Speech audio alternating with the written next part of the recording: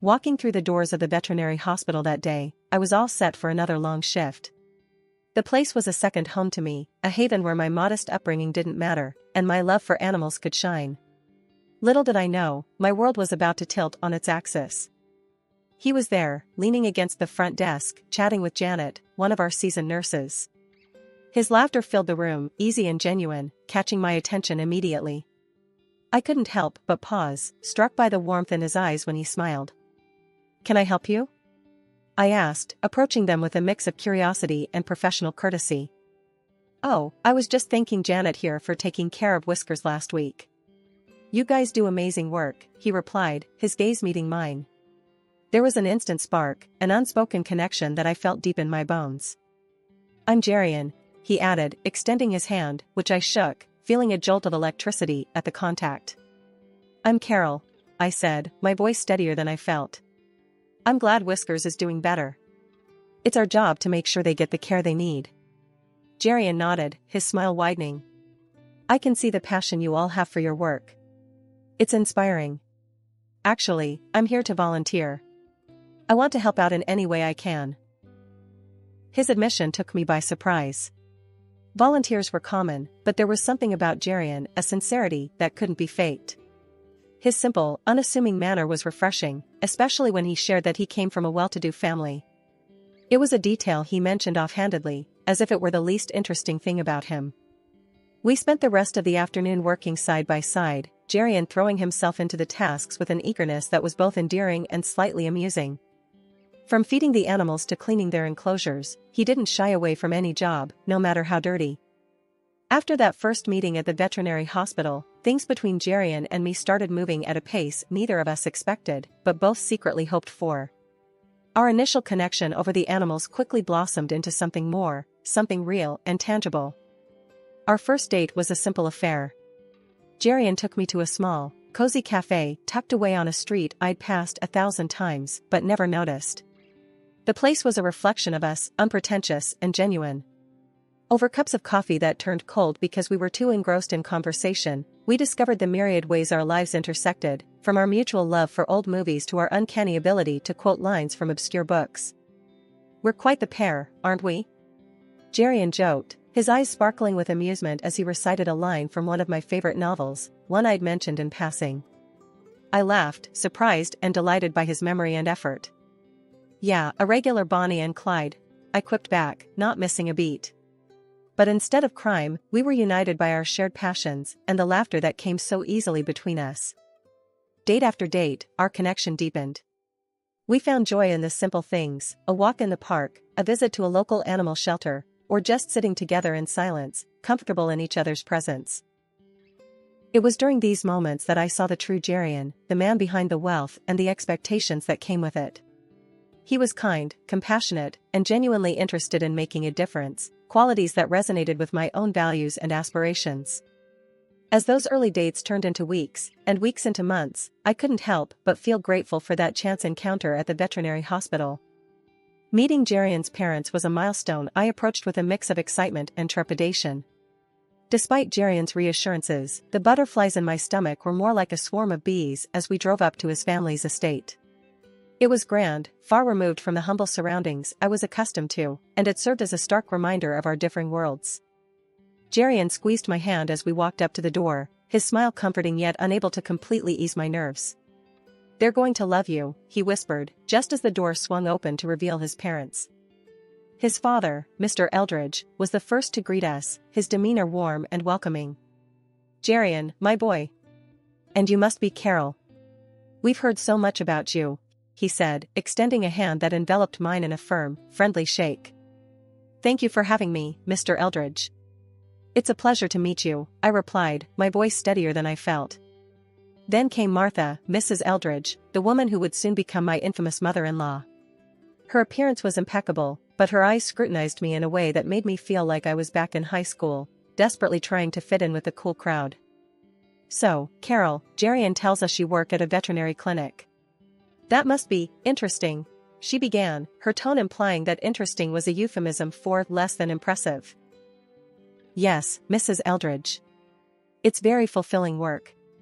I've always loved animals," I answered, trying to keep my voice even despite the clear judgment in hers. And your family? Jerian mentioned they're from the countryside. Do you visit often? I imagine it's quite different from the city life, she continued, each question laced with an underlying critique of my background. My parents are wonderful people. We're very close, and yes, it's a different pace of life, but it's where I call home, I said, my pride in my roots firm, despite her not-so-subtle digs. Dinner was an exercise in maintaining composure. Mrs. Eldridge's comments ranged from backhanded compliments about my quaint upbringing to outright interrogations about whether I had ever traveled abroad or dined in fine restaurants. Each question felt like a test I hadn't studied for, her words designed to highlight our differences rather than find common ground. Jerian, bless him, tried to steer the conversation to safer waters, interjecting with stories of our time together that had everyone laughing, everyone except his mother, who seemed determined to find fault in anything related to me. It was when she asked, "Carol, dear, have you decided on a wedding dress yet? Or are you planning to make do with something homemade?" that I realized this wasn't just about getting to know me. It was about her asserting a perceived superiority, her way of reminding me that I didn't belong. I smiled, a genuine one born of the confidence Jerian's love gave me. "Mrs. Eldridge, I believe a wedding dress should reflect the love and commitment of the couple, not the price tag. Jerian and I are focused on what comes after the wedding, building a life together based on respect, love, and understanding." The silence that followed was palpable. Even Mrs. Eldridge seemed momentarily at a loss, her fork paused midair. Mr. Eldridge, however, nodded in approval, a twinkle in his eye as he looked at me. "Well said, Carol. Well said indeed." The ride home was quiet, but Jerian broke the silence with an apology that was heartfelt yet unnecessary. "I'm sorry about my mom. She can be difficult." I squeezed his hand, a silent acknowledgement of his support. "It's okay, Jerian. Your love is all the validation I need. Together, we'll get through anything." As the wedding preparations unfolded, Martha made it her mission to underline our differences at every turn. Her intrusion wasn't just unwelcome, it was downright aggressive. She had a comment for everything, from the color scheme of the hall to the floral arrangements and even the style of our invitation cards. One evening, as Jerian and I were finalizing the guest list, Mrs. Eldridge dropped by unannounced, her eyes scanning our choices with evident disapproval. "You're not seriously considering this shade of green for the decor, are you? It's so provincial," she remarked, her nose wrinkled as if she'd smelled something foul. I tried to keep my cool, but her next comment about our guest list set me off. "And these friends of yours, they're hardly the sort one expects at a wedding of our stature. It might be best to leave them off the list, don't you think?" I felt a flash of anger, but managed to keep my voice steady. "Mrs. Eldridge, Jerian and I have decided on the guest list together. Everyone we care about will be there, regardless of their status." Her lips pursed into a thin line, clearly not used to being contradicted. The tension only escalated when she turned her attention to my wedding dress, which I'd chosen for its simplicity and elegance. "That dress," she sniffed. "It's charming if you're attending a country fair, perhaps. But for a wedding in our family? It's hardly appropriate." I bit back a retort, my hands clenched at my sides. Jerian, sensing the brewing storm, tried to intervene, but his mother was on a roll. "And where are you planning to honeymoon?" "A quaint little barn in the countryside?" she asked, her voice dripping with malice. That was the last straw. "Our honeymoon plans are our business," I shot back, the hurt clear in my voice. "Just like every other decision about this wedding.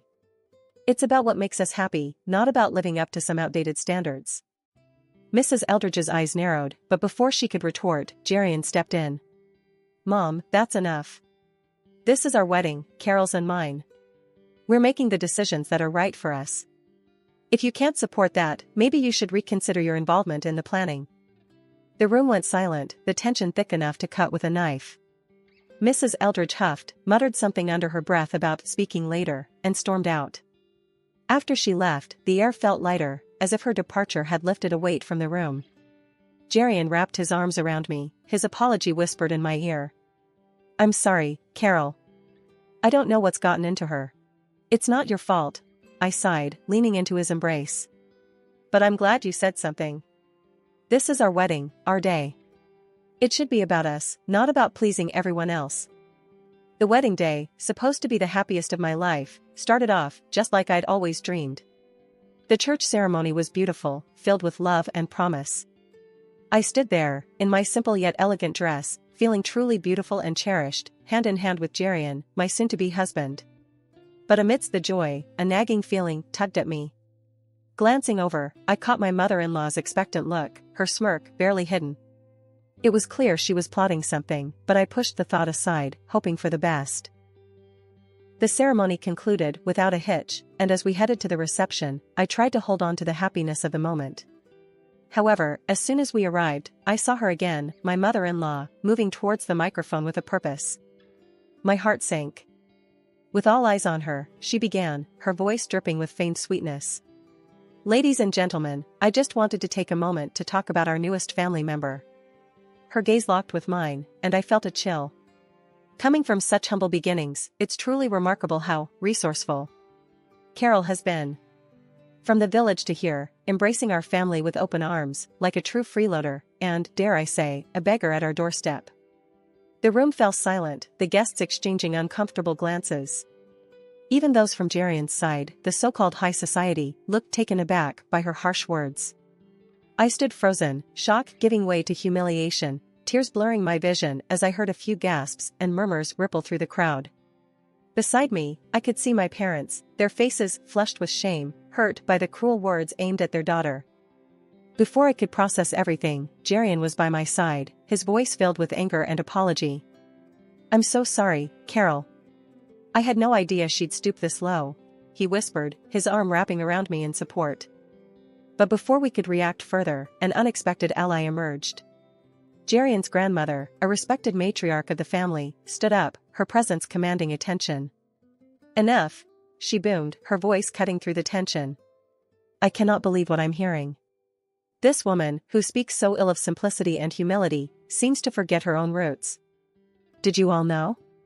She herself was once nothing more than a servant in our household. And now, look how she turns her nose up at those very beginnings." The room erupted in whispers, the tables turned. My mother-in-law's face went from smug satisfaction to utter horror, her cheeks burning red as the grandmother continued to dismantle her facade of superiority. "This girl, Carol, has shown more grace and dignity than you ever have," the grandmother said, her gaze softening as she looked at me. "She is welcome in our family, not for her background, but for her heart." The reception that followed was a blur. My mother-in-law, now the subject of whispered conversations, left early, her exit barely noticed in the renewed celebration. Jerian was by my side throughout, his apologies unnecessary as his love and support spoke volumes. The room was still buzzing from the grandmother's unexpected defense of me. Guests whispered among themselves, casting sidelong glances at the now absent mother-in-law. Jerian squeezed my hand under the table, a silent promise of solidarity. "Can you believe what just happened?" Jerian asked, his voice a mix of astonishment and relief. I shook my head, still processing the whirlwind of emotions. "No, Jerian, your grandmother, she was incredible. I didn't think anyone would stand up to your mother like that, let alone in such a public way." Jerian smiled, a look of pride crossing his face. "Grandma has always been the matriarch of our family. She doesn't tolerate injustice or cruelty. I guess I forgot how formidable she can be." We were interrupted by the approach of the very woman of the hour, Jerian's grandmother. Her presence commanded respect, yet there was a warmth in her eyes as she looked at us. "Carol, dear, I hope you're feeling better after that unpleasantness," she said, her voice firm but kind. "Thank you, Mrs. Eldridge. Your words meant the world to me. I was feeling pretty low, but you've turned the whole evening around," I replied, gratitude swelling in my heart. She waved a hand dismissively. "Nonsense, my dear. It was long overdue. That woman needed to be reminded of her place and to learn respect. You are a part of this family now, and we protect our own." Jerian's father joined us, a sheepish look on his face. "Carol, I'm sorry for my wife's behavior. I hope you can forgive us for any hurt she's caused." I nodded, understanding the difficult position he was in. "Thank you, Mr. Eldridge. Today has been a whirlwind, but your family's support has made all the difference." As the evening continued, the atmosphere in the room lightened. Guests came up to us, offering their congratulations and, in some cases, apologies for the earlier drama. It was clear that the tide had turned, not just in terms of the evening's events, but in how I was viewed by Jerian's family and their social circle. Later, as Jerian and I took to the dance floor, I couldn't help but feel a sense of victory, not over his mother, but over the situation. We had faced adversity head-on and come out stronger on the other side. Jerian, I said, as we swayed to the music, today has been a lot. But I've never been more sure about us. Your family's support, especially your grandmother's, has shown me that we can handle anything together. The atmosphere at Jerian's family home was charged as we gathered for the meeting his grandmother had called.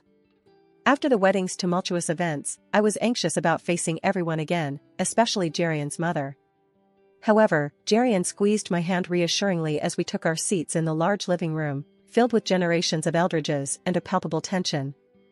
Jerian's grandmother, the undeniable matriarch, stood at the head of the room, her presence commanding attention. "Thank you all for coming," she began, her voice steady and authoritative. "We're here to address a matter that concerns the dignity and unity of our family."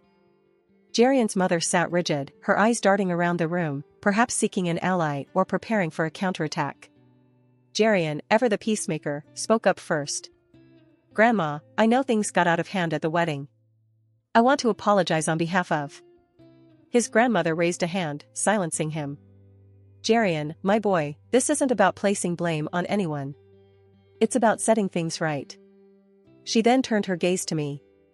"Carol, you've shown nothing but grace and patience in the face of less than welcoming behavior. For that, you have my respect." I nodded, touched by her words. "Thank you, Mrs. Eldridge. I just want what's best for Jerian and to be a part of this family." The room was silent, all eyes on us, when suddenly Jerian's mother stood, her chair scraping loudly against the floor. "I've listened enough. This girl," she gestured wildly towards me, "has turned everyone against me. And you," she pointed accusingly at her mother-in-law, "you humiliate me in front of the whole family." Jerian's grandmother remained unfazed. "I stated the truth. You forgot where you came from and you tried to belittle Carol for her origins. That's not the Eldridge way." Jerian's father finally spoke, his voice firm. "Enough, Martha. Your behavior has been unacceptable. It's time you reflect on your actions and their impact on our family's reputation." The room went quiet again as the weight of his words settled in. Jerian's mother sank back into her chair, her defiance fading. The grandmother continued, "We are a family. And families support and lift each other up, not tear each other down. Carol, you are welcome here, always." As the family meeting began to wind down, with the air still heavy from the discussions and revelations, Jerian's grandmother, the respected matriarch, had one more issue to address. She cleared her throat, signaling that she wasn't quite finished, drawing the room's attention once again. "Now, there's another matter I need to bring to light," she started, her tone serious, hinting at the gravity of what was to come. From her purse, she pulled out a long list, the paper rustling loudly in the quiet room. "It's come to my attention that Martha's spending has been, to put it mildly, extravagant and irresponsible over the past month." The room fell silent, every pair of eyes fixed on the list that seemed to unravel like a scroll.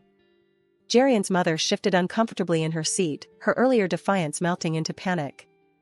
"These expenses," the grandmother continued, "are not only frivolous but are bleeding our family resources dry. This cannot go on." Martha, now pale, looked around, perhaps hoping for an ally, but finding none, she turned to her husband, desperation in her voice. "You can't let her do this to me.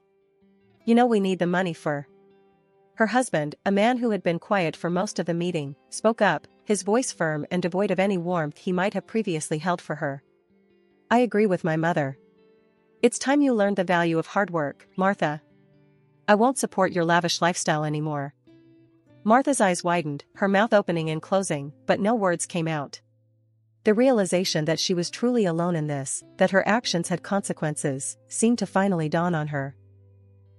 "And if your behavior continues along this path," he added, the threat clear in his tone, "I will have no choice but to seek a divorce. Our family's reputation and well-being come first." The finality in his statement left no room for argument. Martha was visibly shaken, her composure completely shattered. Tears streamed down her face as she looked around the room, perhaps finally understanding the severity of her actions and their impact on those she claimed to love. After our honeymoon, a blissful escape where the world seemed to revolve around just the two of us, Jerian and I returned to a reality that had shifted in our absence. The news that greeted us was unexpected. Jerian's father had divorced Mrs. Eldridge. Despite his love for his mother, Jerian stood by his father's decision. Mrs. Eldridge, now living in a modest apartment and grappling with the new necessity of finding employment, seemed a world away from the woman who had looked down on me with such disdain. It was a drastic change in fortune that I wouldn't wish on anyone, despite our past. One afternoon, not long after our return, the phone rang. Expecting it to be Jerian, who had popped out for a short errand, I answered, only to find myself on the line with Mrs. Eldridge. The conversation began awkwardly, her voice cold and tinged with the contempt that had characterized our interactions. "I suppose you're satisfied, seeing me in this state," she started, her words sharp. I held the phone a little tighter, struggling to keep my voice even. "It's not about satisfaction. This was never what I wanted." As the call progressed, there was a noticeable shift in her tone. The arrogance and disdain gradually gave way to desperation. "Listen, I need you to talk to them. To your father-in-law, to the grandmother. Maybe they'll listen to you. Tell them I'm sorry. That'll change." Her plea took me by surprise. The woman who had once held herself so high was now begging for intercession. It was a moment that revealed the fragility beneath her previously unassailable facade. I took a deep breath before responding, my decision clear. "I'm sorry, but that's not my place. This is something you need to address directly with them. They need to hear this from you, not me." Ending the call, I sat for a moment, the weight of the conversation pressing down on me. When Jerian returned, I relayed the exchange, uncertain how he would react. He listened quietly, his expression thoughtful. After a pause, he spoke, his voice firm. "You did the right thing. As much as I love my mom, she needs to understand the consequences of her actions. It's the only way she might truly change." His support was a balm, reaffirming the solidarity between us. This journey, with all its twists and turns, had brought us closer, cementing our bond through the challenges we faced together. As we moved forward, building our life together, the lessons of the past remained with us. A reminder of the resilience of love, the importance of forgiveness, and the strength found in standing united, even in the face of difficult family dynamics.